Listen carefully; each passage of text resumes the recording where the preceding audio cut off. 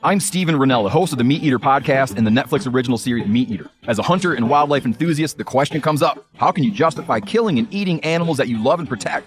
Well, that's part of what we wrangle with on the Meat Eater podcast, along with broader and often funnier discussions about living an outdoor life in the modern world. Listen to the Meat Eater podcast on the iHeartRadio app, Apple Podcasts, or wherever you get your podcasts. Welcome to Monster, DC Sniper, a production of iHeartRadio and Tenderfoot TV. The views and opinions expressed in this podcast are solely those of the podcast author or individuals participating in the podcast and do not represent those of iHeartMedia, Tenderfoot TV, or their employees.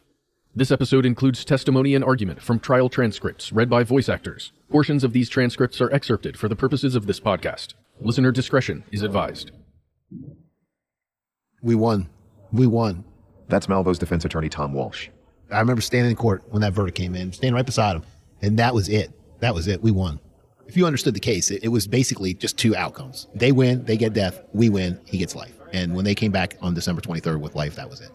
Teenage sniper Lee Malvo escaped the death penalty less than a month after his older partner John Muhammad was handed the ultimate punishment. Victims and their families were stunned.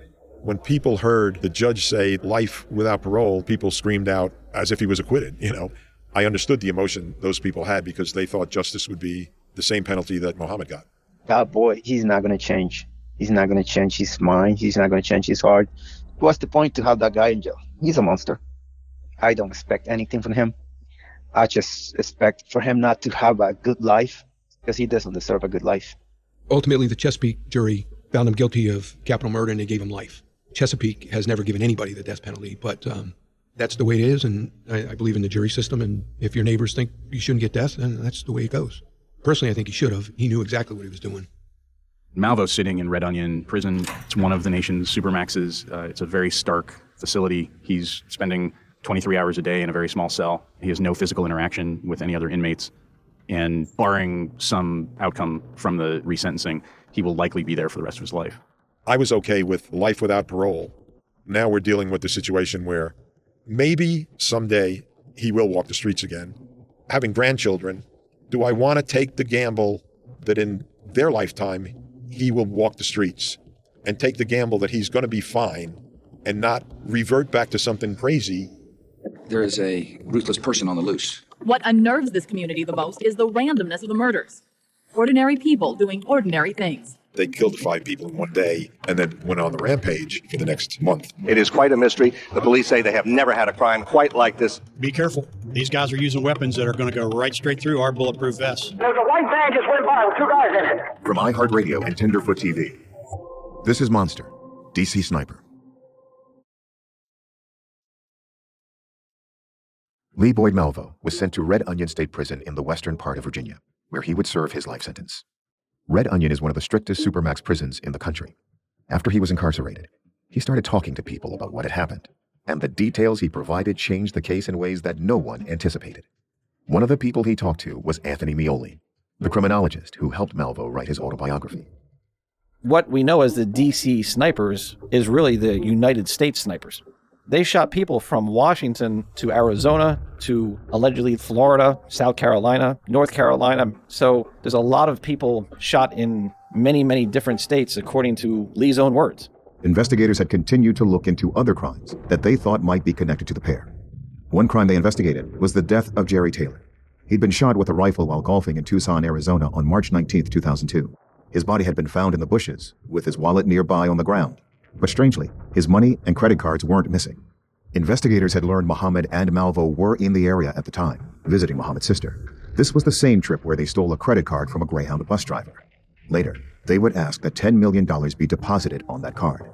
But Taylor hadn't been shot by a .223 rifle like the Bushmaster that Malvo and Muhammad had used in their DC attacks, but rather a .308 caliber rifle. Still, the shootings resembled the random killings of the DC sniper attacks, and the fact that Malvo and Muhammad were in the area when it happened seemed like too big of a coincidence. So now that Malvo appeared to be talking, investigators from the Tucson Police Department went to interview him. This is Detective Jimenez, Tucson Police Department. In going over our file, we know that you were in Tucson in early March of 2002. Can you tell me how you and I believe it was John Muhammad got to Tucson? We got to Tucson by Greyhound from Tacoma, Washington. Did he tell you when you got on the bus coming to Tucson that this was a job you were going to do? How do you phrase it? I don't want to put words in your mouth. We're going to go to Tucson. We're going to see my sister. and we're here to do a job. Did he tell you how much money he was paid to do this job? Usually $25,000 to start. You brought your sniper gear down from Washington State? Yes. How did you know he was a golfer? We had an address, and he had some additional information in the envelope. It's one sheet of paper with writing back and front. Do you know anything about the guy? The only thing he showed me was a picture. I wasn't allowed to read anything. John, ever tell you why this guy had to die? No. So you had a job to do? We have an address where we're going to. We go out there early in the morning. We walk the area and look at what's in the area. There's the houses and there's a golf course at the back. We go out there and we're looking for the guy in the picture. I spot the man, and what he does is, after hitting the balls for a couple hours, he comes down the slope and picks up all the balls with the machine. How many days would you say you spent at the golf course hiding and watching this particular man? Probably three days in total. The day that this guy is shot, what time you get out there in the morning? That evening, he says, you have to do this. I said, no, because I've never done this before. And he said, you're going out there and do this. This is the first time you shot and killed somebody? But it was the first time you shot and killed somebody with this rifle? Yes. That evening, as soon as we talked, I have to go back out there on the last bus and stay out there and prepare in the night. Where do you have the rifle? The rifle's in a case and in a green duffel bag that goes over my back. So you have the duffel bag on the bus and the rifle's in a case inside the duffel bag? Yes. Did you ever get questioned? Anybody ever? Looking at the bag, you wouldn't really question. It's like a camper's bag. What kind of rifle was it? It's a 308. 9 inches was cut off the original barrel so that it would fit easily within the bag. And there was a temporary suppressor. Where did you get that weapon? The weapon was bought by Earl Dancy. So you get there the night before? Yes, because I know he picks golf balls. I put golf balls on the slope. So you're setting the balls to draw him to the area where you want him to be? Once he sees those, it's basically bait. He goes after it. Malvo says that he wore camouflage clothes and hid under a tree covering himself with a net and branches. He camped out all night, so he'd be in position the next day when Jerry Taylor went golfing. All right, so when does the guy show up? Between 12:30 and 1. Had he hit any balls prior to coming down to that area, that sloped area? The thing is, where I was, I couldn't move to get up and see him, but I knew he was meant to come down, and that's all I'm waiting on, because he's the one that always does it. He does it the last 2 days, comes down the slope, and picks up all the balls. All right, so you're there waiting, he goes down there and starts picking up balls. He came close to me. He walked by and picked up the first ball, and then went around. I'm right here, and he's right here. So within 6 feet of you? Yes. He's a little bit above me, because I'm down at the ground. In a traditional military sniper position, yes. You lay on the gun? Yes. All right, is this a rifle with a scope? Yes. So you had him in your sights? Yes. Then he came back and was going back up the slope. That's when he was shot. He fell, lays down, and there's no movement. And I started to back up. Then he got back up and started walking, starts going up the slope. He didn't die immediately, and I had to go out there and get him. And once I got him, I pulled him here. So you went after him, you grabbed him and drug him down? Yes. Okay, does he say anything to you? Yes, he said, he was saying something to me. He was saying something? Do you remember what he said? It was basically groans, because it was like something filling up his mouth, and so it was just groans. But you could tell he was trying to say something. Was he looking at you? He was trying to, yes. Okay. So you drag him into the bushes? Yes. Drag him by the arms, the legs? The legs. The legs? Yes. You take his wallet? I take the wallet, look at the picture, and drop the wallet. The bag was not far from there. It was like laying under a boulder. Pulled it out, put the weapon in 2 pieces, close it up, and then put it in the bag. Go out to the bus stop. Get to the bus stop, what do you do? I get to the bus stop, I sit beside him, and I'm jittery. And he says, "Calm down. No one knows you've done anything."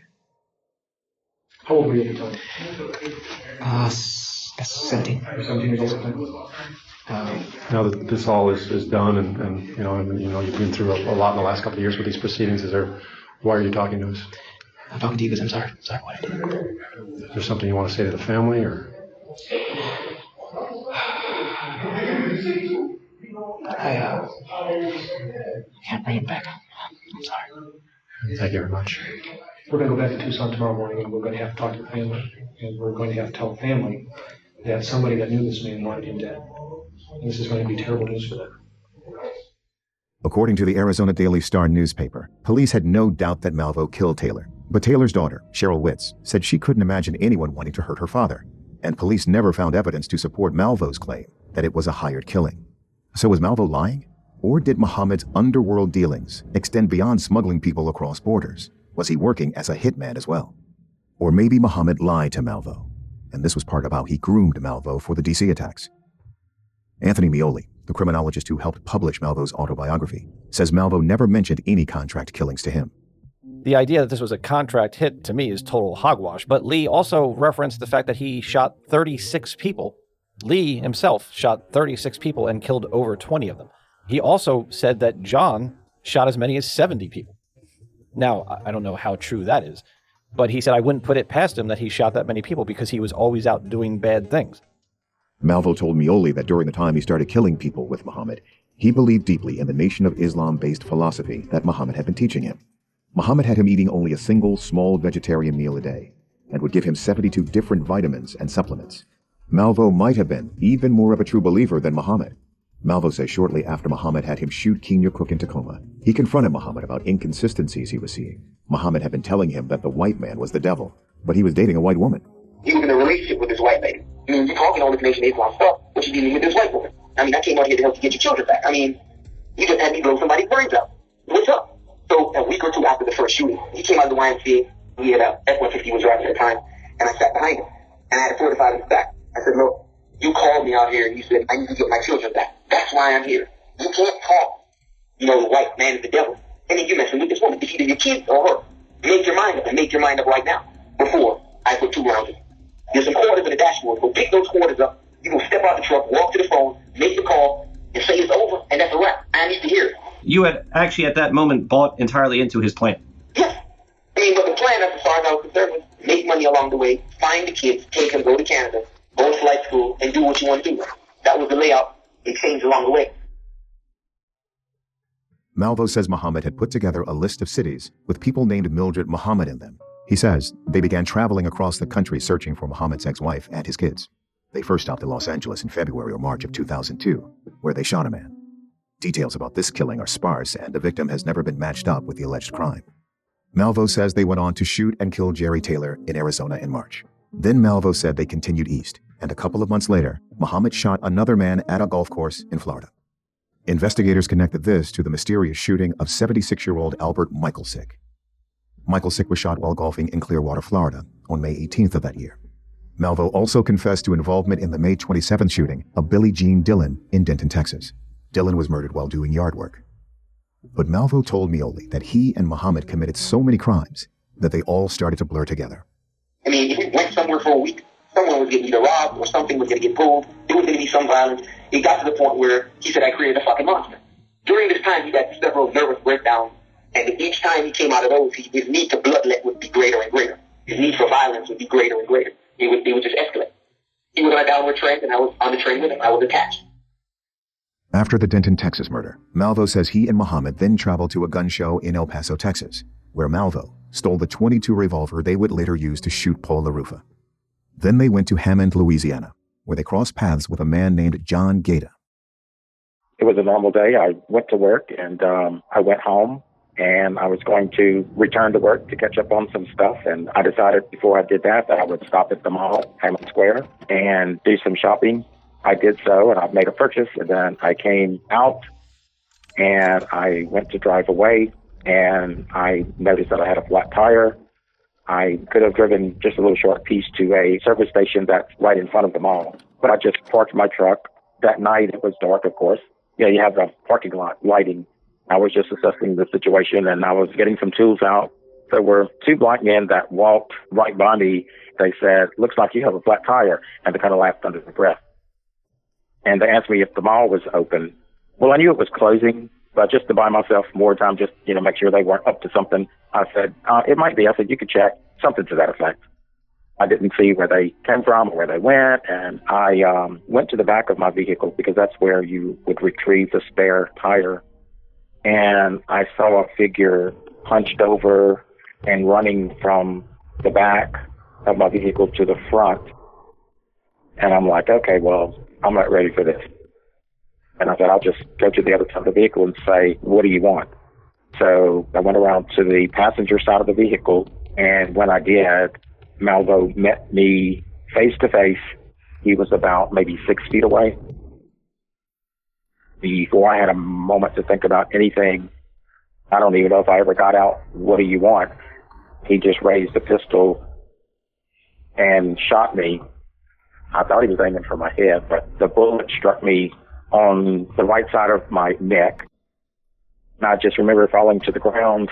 I just felt like the safest thing to do was just lay there for a few minutes. I don't remember feeling that they were like reaching in my pocket, but I noticed my wallet was missing. Without thinking that I might have a spinal injury or anything, I was going to walk to the service station and just call for help. Before I did, there were some people, like passersby, and so they came up and they said, "Sir, you're bleeding. Are you okay?" And I kind of looked at my shirt, and there was blood on my shirt. And at that time, I heard the ambulance siren. They took me to the hospital, and they treated me. The doctor said that when he got the call, he said, "Well, this guy is going to come in either paralyzed or dead." The bullet had entered my neck.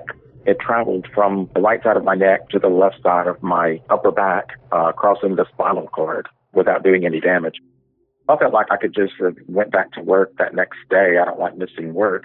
And my friend said, "No, at least take the weekend or a week or whatever, When my vehicle was brought to the provider who was going to fix the tire, they noticed that the puncture on the tire was on the sidewall. If you get a flat tire, it's on the treads. But in this case, it was like the tire was purposely slashed, so I would, not be able to drive off. Malvo and Muhammad then traveled to Baton Rouge, Louisiana, Muhammad's hometown. Friends and relatives said it seemed like he was going out of his way to talk and visit with people he hadn't seen in years. He lied to people, telling them he was still married to Mildred, that he was doing well, and that he owned houses in Canada and the Caribbean. And it was here that Malvo says Muhammad first told him about his plan for the DC attacks. Muhammad had a plan that would have extended far beyond the horrors of October 2002, if they hadn't been stopped.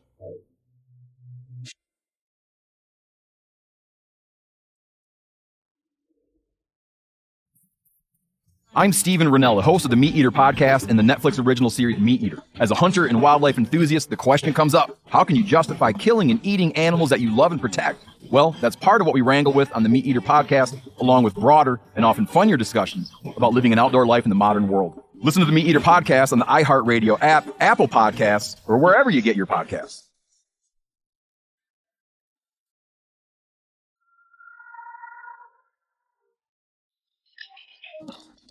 In 2006, Muhammad, who was already on death row in Virginia, was prosecuted in Montgomery County, Maryland for the 6 murders that took place there. Malvo was prosecuted as well, but he pled guilty and agreed to testify against Muhammad and share new details about the case, including John's full plan. Here are excerpts from Muhammad's Maryland trial with prosecutor Catherine Winfrey questioning Malvo. Winfrey and Malvo's quotes are read by voice actors. Now, did you go back to Louisiana in mid-July of 2002? Yes. Now, when you were with him, what would the two of you do? We would visit people he was dealing with at the time. Did you feel like a member of the family? Yes. Did you come to love Mr. Muhammad? Yes. Did you tell him you loved him? Yes. And how about his feelings for you? Did he tell you that he loved you? Yes. Did you believe that? Yes. And did there come a time that Mr. Muhammad told you he had learned where his children were? Yes. We were in Baton Rouge at his brother's place. We were across the street in a gully, sitting on a log. He told me, the children are in Maryland, just outside D.C., and he explained that we're not going to get the children. Not yet. He explained to me what was going to happen after we left Louisiana. He said we were going to go to the Washington, D.C. area, and we're going to terrorize these people. Every day, there are going to be 6 shots, 6 slangs a day for 30 days. And after the 30 days, what was going to happen? Phase 2 was to create much more damage by using improvised explosives. We had ball bearings or nails. Usually what I was told was we get schools, school buses, hospitals, children's hospitals. Everything is around children. Malvo later elaborated on Muhammad's plan when he spoke to Mioli from prison. We were in Baton Rouge, I think either July or August. He explained to me that we're going to go to D.C. and we're going to terrorize these motherfuckers. Those were his words. And we're just going to go into that region and just wreak havoc and shut it down because all these people care about is their fucking money. And if you disturb that process and let people know that they're not safe anywhere at any time, the system is no longer viable. So when he explained it to me, I said, listen, man, we've been robbing and doing what you asked me to do. And we made, X amount of money. You have the passport, you have the contact. We know where the children are. Why not just kid them and leave? I mean, that's the whole story. I mean, what's this? He's like, no, I'm going to get back at these motherfuckers for what they did to me. I'm going to kill 2 birds with 1 stone. I'm going to get my children and we're going to terrorize them. They're going to know what they have done. In the Maryland trial, prosecutor Winfrey asked Malvo about what happened next. What did you do after he told you about this plan to terrorize? He was gone during the day after he told this to me. I sat in the bathroom, played Russian roulette for several hours with the .22 revolver. I loaded one round, spun, put it to my head, fire, fire, fire, until I reached the 4th round. And then I realized this was the round. And I just broke down. I couldn't do it. Now, from Baton Rouge, Louisiana, did you return to Tacoma, Washington? Yes. And while you were there, did you steal a .223 Bushmaster high-powered rifle? Yes. From Bullseye. It's a gun shop. Now, did there come a time in late August of 2002 that you and John Allen Muhammad left to come to Washington, D.C.? Yes. We came to Clinton, Maryland first to scope out where his wife and children was.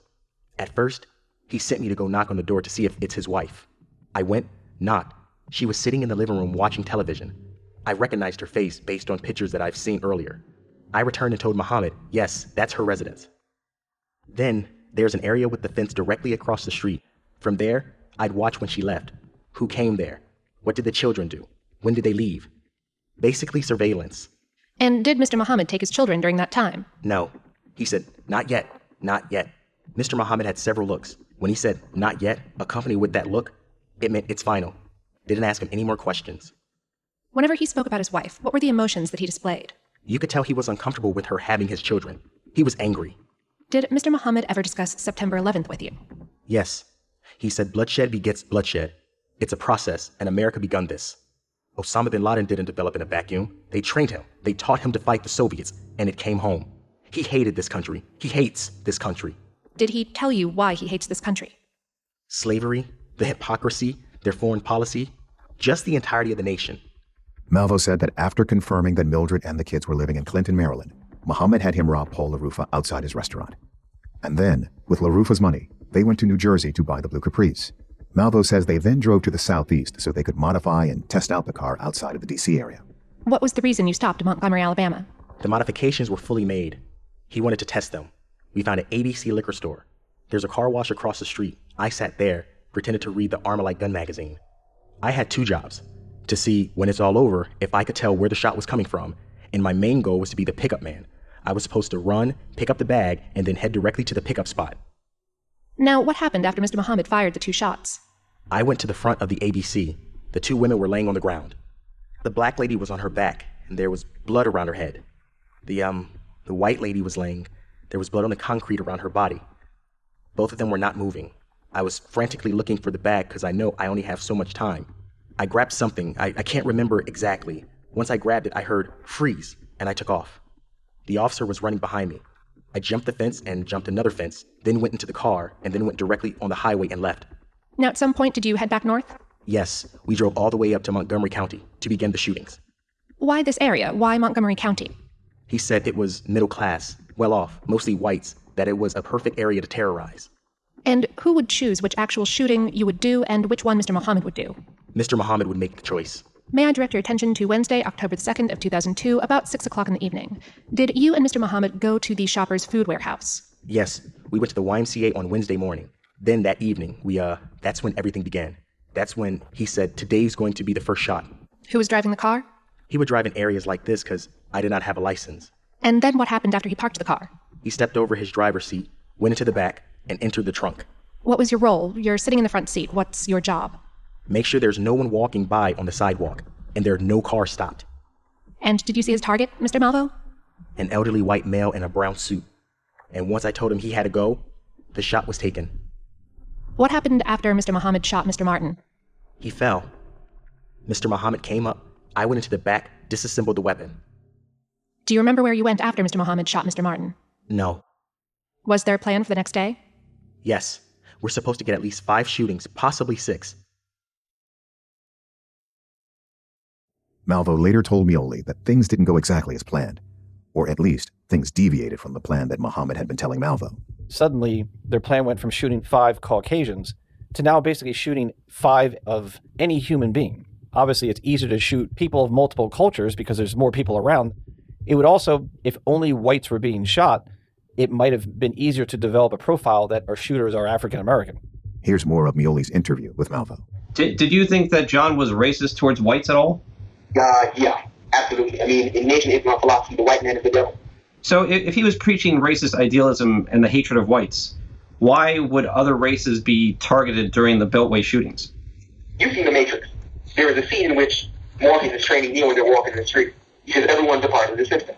So as far as Muhammad was concerned, if you participate in the system, you're an enemy.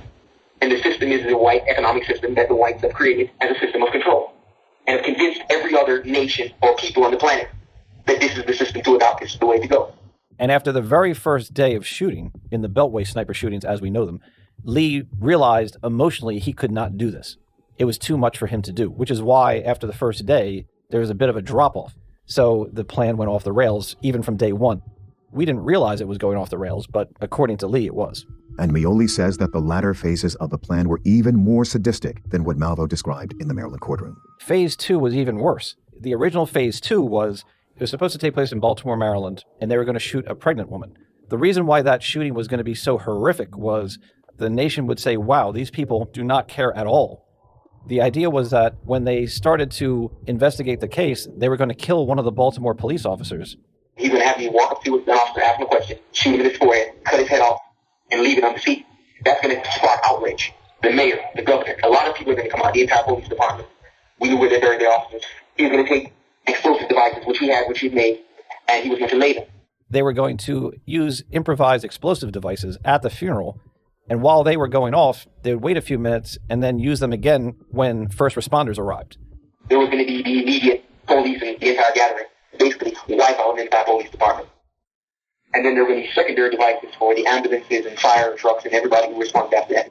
As if that wasn't bad enough, when Phase 3 began, they would extort money from the government. They were going to say, you can't stop us from doing this, and we want $10 million. The third phase is to disappear and take children like myself and train them and then release them into the world and replicate the process in different ways. But Malvo told Mioli the plan quickly fell apart because Malvo couldn't emotionally handle what Muhammad was asking him to do. Lee lined up the pregnant woman, but he decided he couldn't shoot her. So really, Phase 1 and Phase 2 never happened simply because Lee could not do it. His conscience would not allow him to do it. So if John tried to develop a killer who had no moral compunctions whatsoever, he was unable to do it. Lee, for some reason, drew the line at killing a pregnant woman. He was willing to shoot a 13-year-old child going to school, but he was not willing to kill a pregnant woman. And Mioli doesn't buy that the shootings were strongly motivated by the Nation of Islam ideology. Mioli thinks Muhammad and Malvo were just angry and escalating their murder spree. Were the Beltway sniper shootings this alleged brainwashing job that needed to get done in order to rid the system of whites when none of that panned out? Or was it a case where a man who was angry and spiraling out of control emotionally, along with a self-hating, angry young man, started shooting random targets for their own personal satisfaction? Nothing went along with the plan, nothing went along with the phases, and nothing seemed to go along with the belief system. So that's why I have trouble believing in this whole indoctrination, because the killings don't jive with that story. It doesn't make sense. In my opinion, they were unraveling. We often see this in whether it's serial shooters or spree shooters or even serial killers. When killers have a compulsion to kill, eventually they start making mistakes because their compulsion overrides not only common sense, but, their criminal intellect. As smart as they were when they began their plan, they start making mistakes. They start leaving clues. In this case, they even start leaving tarot cards. Handwriting is traceable. They leave voices. Eventually, Malvo's, fingerprint is tracked. So eventually things do unravel, but that's usually what we see in these cases is the killers start to get sloppy and they start to get emotionally worn. These are human beings taking lives. If people think that it's not an emotional toll to do that, they're mistaken. It's something that a lot of serial killers have told me, that there's only so much soul that they have, and eventually it's gone, and they start making mistakes. And here, this was a physical one. Lee fell asleep on the watch when he should have been awake. If they had been listening to the radio like they should have been, like he was, he would have known that the APB had been out for the license plate, and they would have changed plates and never at least not gotten caught that night. It's my professional opinion that by themselves they would not have committed these crimes, but together they made for a perfect duo. We've seen this before many times, where by themselves they both have animosity. They both have maybe some tendencies towards extreme violence. One of them may or may not possess some type of mental disorder. We see that time and time again. Bonnie and Clyde are a perfect example of this. Investigators learned more about Muhammad and Malvo's relationship at Muhammad's trial in Maryland in 2006. After being questioned by prosecutors, Malvo was cross-examined by the defense, and Muhammad was defending himself, so the pair came face to face for the first time since they were arrested. This would also be the last time they interacted. Muhammad began by questioning Malvo about the period when he first arrived in Washington state. Here are excerpts read by voice actors. Can you tell us who Mary Merez is? She's a white lady who was your girlfriend at the time. Can you tell us about Alan Archer? Mr. Archer runs the shelter. He's a very kind, compassionate guy. Okay. Do you remember me, you, and Don Holland sitting down at his table and his wonderful wife cooking dinner? Yes. So the first 4 people that you met pertain to my life in the state of Washington was white? Yes. You mentioned I called a white man a devil. That is true. This is true? And how close was me and Mary? You were close. Okay.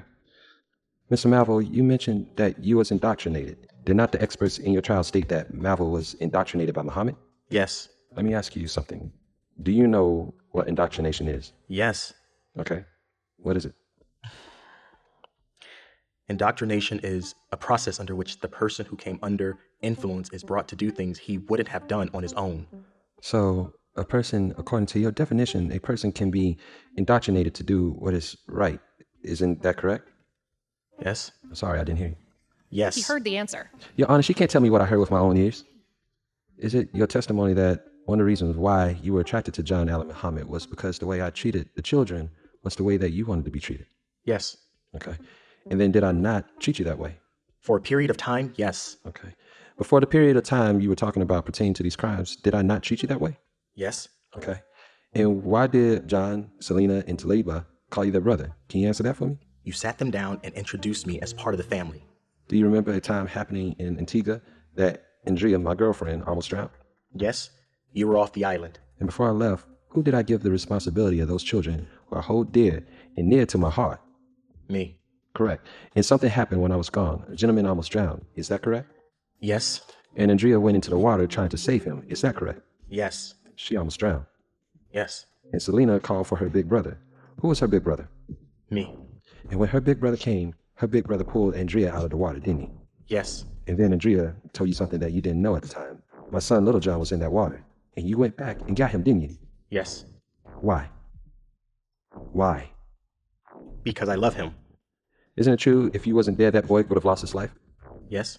Okay, so what I asked you to do was to take care of my family. Did I indoctrinate you? Then, no. Muhammad spent much of his cross-examination trying to twist Malvo's words to cast doubt on his testimony. At times, it felt like he was giving the rest of the world a glimpse of how he might have bullied young Lee Boyd Malvo into submission with his words. But now, 4 years later, 21-year-old Lee Boyd Malvo was better equipped to fight back. You stated that you went into the Bullseye store. Yes. Okay. When you went into the store, was it people in the store? Oh, yes. I noticed you said that quick. Was there a reason why you responded so fast to that? Objection. Was there a person at the front door, a cashier or something like that? Yes. And was there other people, customers, everywhere else in the store? Yes. And you had a case? A gun case. Okay. How big was it? It was big enough for the weapon to fit in it. Okay. Now, take us through exactly what you did. I came in, and according to the plan, once both the security guards were distracted, I picked up the weapon, break it down. The case is already open, put it in, close it, and walk out. You mentioned earlier that the case was long enough to contain the weapon. Is that correct? Yes. And then you also stated that you broke the weapon down to fit into a case. Can you tell us why? It was on a bipod. I had to break the bipod down to put it in there. And then you walked out the door? Yes. Okay, let me ask you something. Do you have an invisible suit on? Objection. Let's go to the bus stop. Do you remember stating that we also went to Hawaii? I said that. And how long did it take for us to get to Hawaii on the bus? That was a lie. That was a lie? Okay. You also stated we went to Alaska. Is that correct? Yes. How long did it take for us to get to Alaska on the bus? That was a lie. That was a lie too? Okay. You also stated that we went to Maine, correct? I remember Alaska and Hawaii. Do you remember Sam Walker asking you, where did you learn how to shoot? And you said Alaska, Maine, and Hawaii? I said a lot of things I can't recall. I can't recall details of my statements. So you say a lot of things in your statements, just like you said a lot in the courtroom right now. Objection. That wasn't true. Objection. After Muhammad finished his cross-examination, prosecutors were given another chance to follow up with Malvo. I want to specifically ask you about some of the questions that Mr. Muhammad asked you. He asked you some questions about Mary Merez, the woman that he had a relationship with. Yes. How did he make you feel about white people at that point in time? Hate. You still feel that way now? No. Mr. Muhammad asked you a lot of questions, Mr. Malvo, about whether you saw a difference in the way he treated you and his own sons. What was the difference that you perceived in the way John Allen Muhammad treated his biological sons and the way he treated you, Mr. Malvo? Mr. Muhammad did not use any of his children to murder other people. When you talked to detectives in Fairfax prior to the trial, you hadn't heard the testimony of the witnesses, so where did you get the information? I was there. He was there. And I knew what we both did. That's all the questions I have, Your Honor.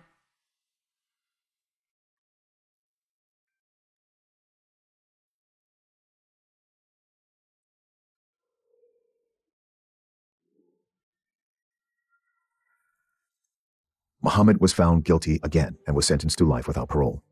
He continued to fight against his Virginia death penalty sentences, but he soon ran out of appeals. His execution was set for November 10th, 2009. Here's Paul LaRufa, the survivor shot outside his restaurant in Clinton, Maryland. I didn't want to go to his execution, and I wrote a memo which basically said, I understand you folks being there. I understand your need to be there. I don't have a need to see him die, and I don't want him to take another day out of my life. I'm sorry at any death, but I think if anybody deserves the death penalty, it was him. Here's Cheryl Witz, the daughter of Jerry Taylor, who Malvo confessed to shooting on the golf course in Arizona. Witz was interviewed right before Muhammad's execution. Anybody that can do the things that he did, brainwash a child into killing all the people that he did, do all this to all the victims, the families, his own family, he's an animal. He's a monster. What was your view of the death penalty prior to this tragedy? Well, I really wasn't for the death penalty because I just didn't believe, it's going to bring the victim back. But after he killed my father, I knew that if he got the death penalty, I would be sitting in this chair and watching the execution. I have to witness that. I need to witness that. In Virginia, the execution room, or death chamber as it's also known, contains a cross-shaped bed with arms made to facilitate injections. Two walls of the room have mirrors, one-way mirrors behind which are rooms full of spectators, one for victims and their families, another for lawyers, press, and Muhammad's family. Muhammad's ex-wife Mildred says her children wanted to see Muhammad before the execution. They said, Mom, we really want to talk to Dad. So I called the warden. The warden said I would need to put their names on the docket and that John would have to agree to see them. He said, but Miss Muhammad, your children are under 18. He said, so that means you have to come with them. Oh, no, sir. I will find somebody else to bring them, but I am not going in there. But John would not put their names on the docket. So we get to the day of the execution, and the media is reporting all of his visitors, one of his sons and some other family members. So my son goes, so why all of them are there and we're not there, Mom? What's up with that? I said, I am not going to make excuses for your dad. It's his choice. So his attorney said, I'm going to call you before he goes into the chamber. Make sure that your children are right there so he can talk to them. So as we're watching TV, I see the gentleman coming to the microphone. I say, yeah, this is not going to be good. At 8:58, John Muhammad was walked into the death chamber. He kind of staggered in. He was in a blue shirt, blue denim jeans. He's kind of being held up by corrections officers. He looked around, mostly to the floor. He was very clean cut. They strapped him in by his legs first, then his waist, then his arms. Then the blue curtain was shut. Now, Department of Corrections officials tell us the blue curtain was shut, so most of the people in the back administering the execution, they could protect their identity. At 9:06, they pulled the curtain back. You can see Muhammad strapped there. They asked him right after that, Mr. Muhammad, do you have any last words? Didn't say anything. At 9:07, you can see him twitching a lot. You can see him blinking a lot. And you can see his breathing increase. At 9:08, he sat there. He was there motionless. At 9:11 p.m., Muhammad was pronounced dead. I went to the execution. This is Nelson Rivera, whose wife Lori Ann Lewis Rivera was shot and killed on October 3rd, 2002. With the pain and all the anger that I have, I thought that was going to release me. I was feeling good at that moment. But, just to see him, his attitude to not say anything to the families, that guy was a monster. He doesn't deserve to be here. It was too easy for him. They just put that injection to him. That was too easy for what he did to all the victims. He didn't give them an opportunity, to be with their families, to enjoy their kids.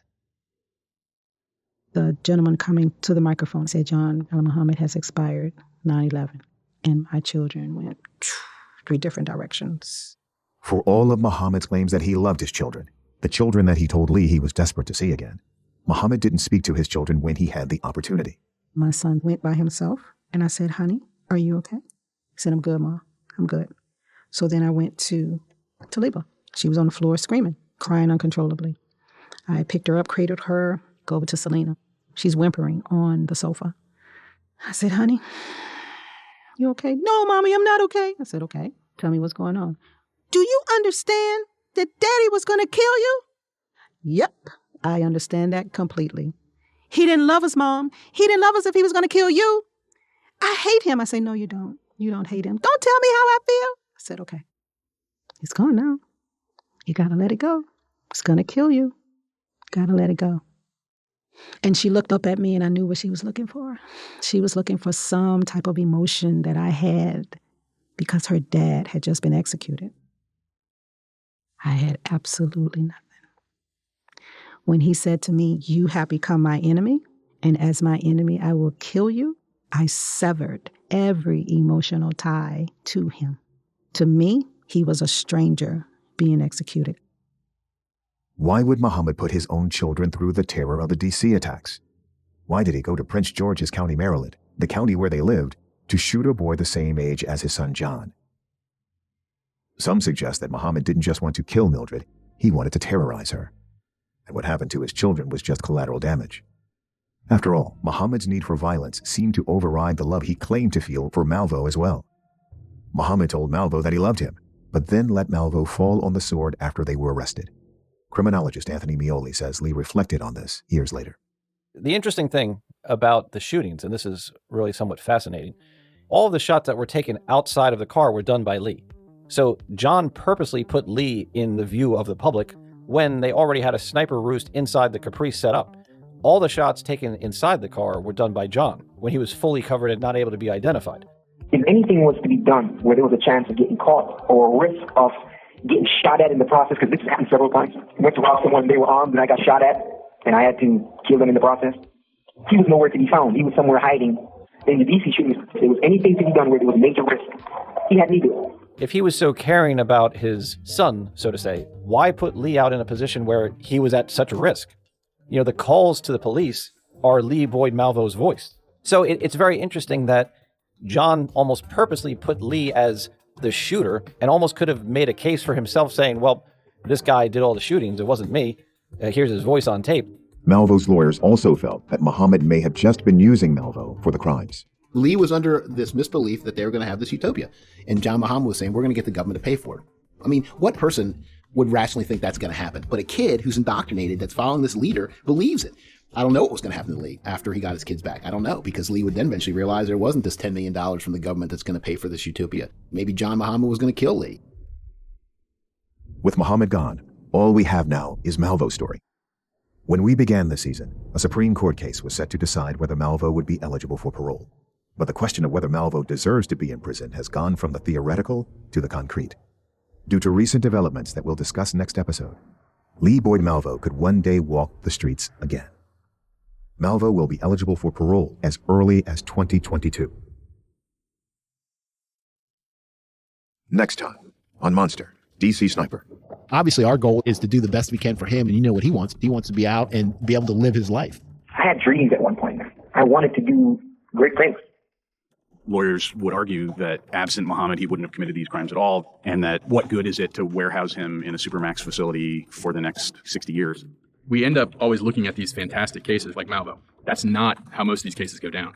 Most of these cases are a heavy trigger finger, an armed robbery gone bad, stupid behavior that tragically results in a stupid outcome. I mean, you could re-sentence him all you want. It doesn't take away from the fact that 8 people, at least, will never be brought back. At the time, I was thinking, well, he should be locked up forever and ever. Now, I'd like to kind of see whether or not he's really changed. Monster, DC Sniper is a 15-episode podcast hosted by Tony Harris and produced by iHeartRadio and Tenderfoot TV. Matt Frederick and Alex Williams are executive producers on behalf of iHeartRadio, alongside producers Trevor Young, Ben Kiebrick, and Josh Thane.